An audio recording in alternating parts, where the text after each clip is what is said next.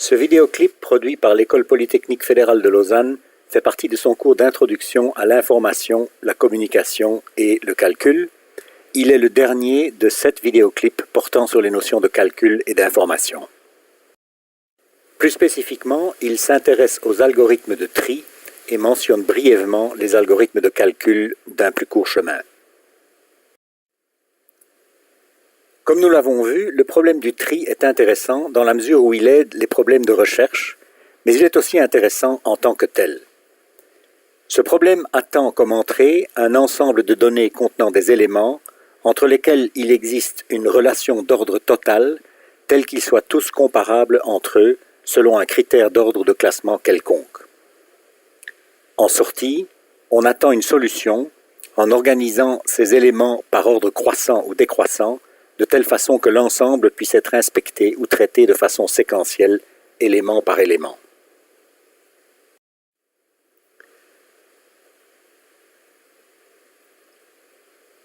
À titre d'exemple, prenons un ensemble désordonné de nombres entiers, 6, 1, 2, 3, 6, 2.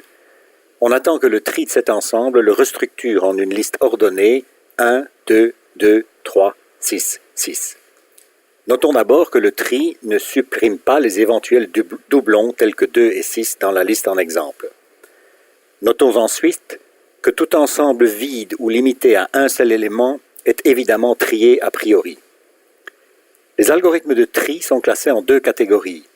Les algorithmes dits internes qui trient un ensemble sur place, c'est-à-dire en réordonnant ces éléments au sein de l'ensemble original, et les algorithmes dits externes qui trient un ensemble en générant un autre dont les éléments sont classés dans l'ordre désiré. Il existe une multitude d'algorithmes de tri plus ou moins efficaces selon la quantité et le degré de désordre des éléments à trier. Par exemple, les algorithmes de tri par insertion, par sélection, par fusion, par tas, par bulle ou caillou, par shaker ou cocktail, le tri de shell, le tri rapide, etc.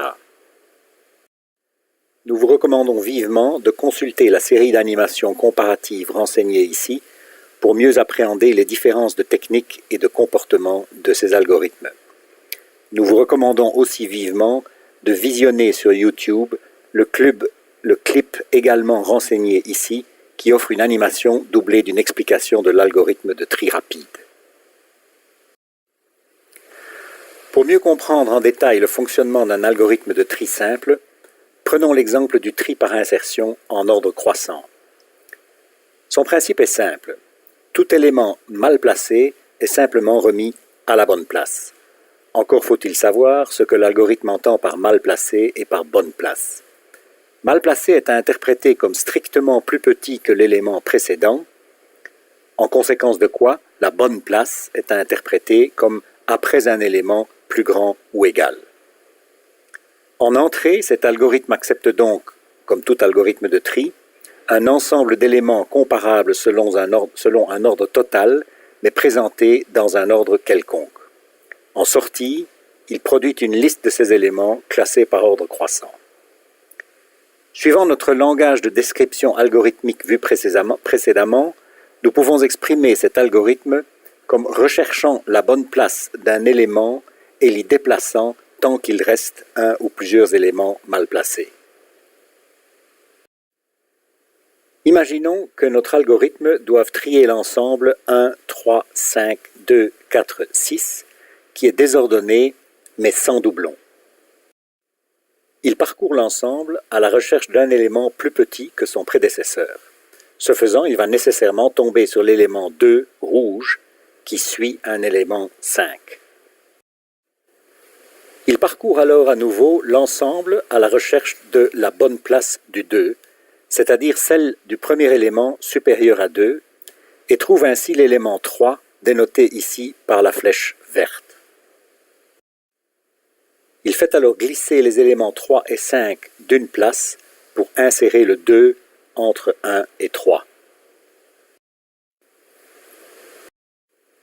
Il parcourt alors une fois de plus l'ensemble à la recherche de la bonne place du 4, c'est-à-dire celle du premier élément supérieur à 4, en l'occurrence l'élément 5 dénoté ici par la flèche verte.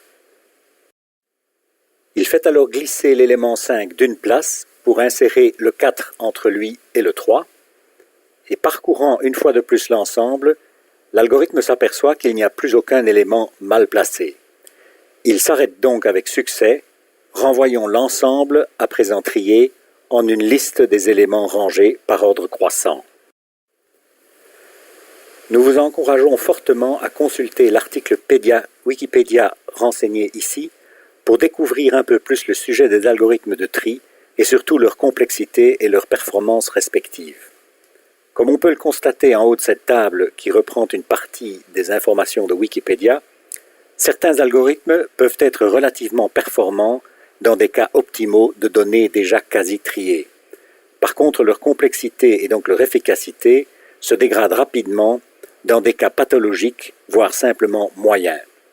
D'autres algorithmes en bas de la table, plus sophistiqués mais aussi plus compliqués à décrire, exhibent une efficacité supérieure, n log n, dans tous les cas.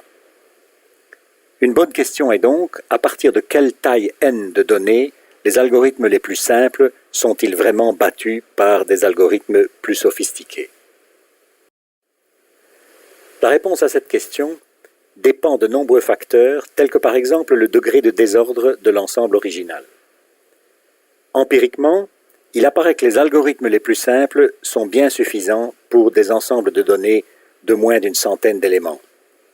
Le tri par bulle est très simple dans ces cas, mais sinon à proscrire en pratique.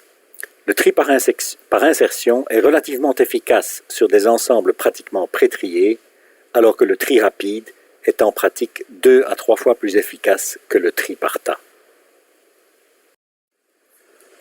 Après les problèmes de recherche et de tri dont nous avons déjà traité, le troisième problème le plus fréquemment rencontré en informatique est celui du calcul d'un plus court chemin pour parvenir d'un point à un autre au sens le plus large.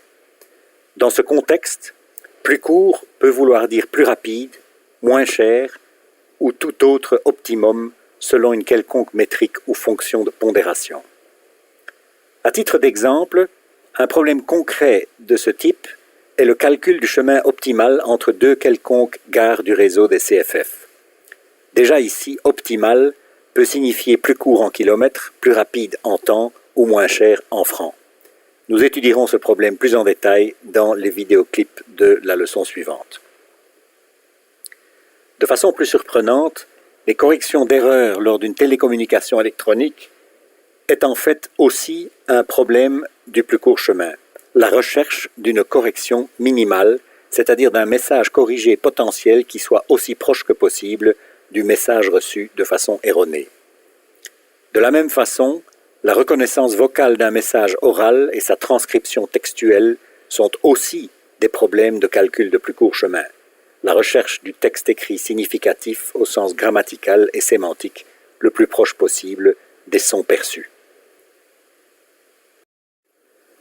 Au cours des 7 vidéoclips de cette leçon, nous avons donc acquis une première idée de ce que sont les algorithmes et de ce qui les compose. Nous avons appris à mesurer la complexité d'un algorithme pour comparer son efficacité à celle d'autres algorithmes fonctionnellement équivalents.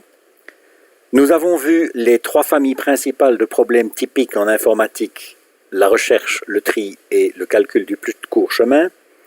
Et enfin, nous avons vu comment algorithmes et structures de données sont liés dans la mesure où, par exemple, une recherche par dichotomie dans une liste ordonnée est plus efficace qu'une recherche linéaire dans une liste désordonnée.